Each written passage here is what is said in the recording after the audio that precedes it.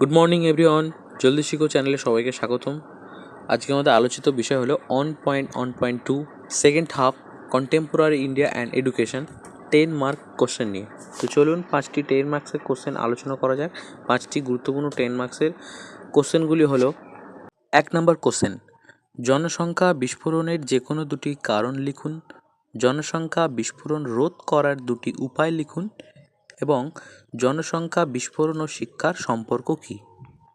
2 নম্বর প্রশ্ন হলো, কার্যকরী প্রাতিষ্ঠানিক পরিকল্পনা তৈরিতে মানব সম্পদের ভূমিকা ব্যাখ্যা করুন। 3 নম্বর কোশ্চেনটি হলো, দারিদ্র্য ও শিক্ষার মধ্যে সম্পর্ক আলোচনা করুন। উপজাতি শিক্ষায় বিকাশের জন্য কয়েকটি সরকারি উদ্যোগ বিবৃত করুন। 4 নম্বর কোশ্চেনটি হলো, নেতৃত্ব ও তত্ত্বাবধানের মধ্যে পার্থক্যগুলি কী কী। শিক্ষাক্ষেত্রে গুণগত তত্ত্বাবধানের প্রয়োজনীয়তা লিখুন। সর্বশেষ তথা 5 নম্বর প্রশ্নটি হলো, গণতান্ত্রিক নেতৃত্বদান ব্যাখ্যা করুন।